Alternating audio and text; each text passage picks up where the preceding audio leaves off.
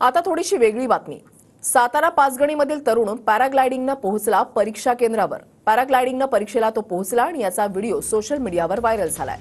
परीक्षा असल्याचं समजताच तरुणानं थेट पॅराग्लायडिंगनं परीक्षा केंद्र गाठलं.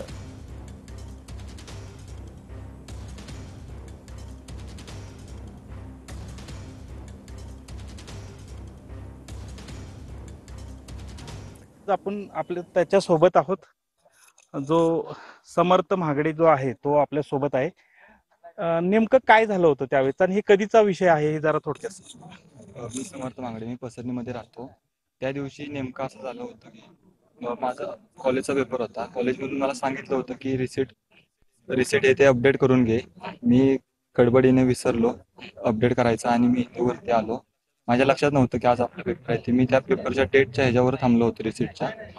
त्यामुळे मी विसरलो गेलो आणि त्या दिवशी मी इथं वरती कामावर आलो होतो. तिथं मला मित्राचा कॉल आला. मित्र मला बोलला की आत्ता आपला 2 वाजता पेपर आहे.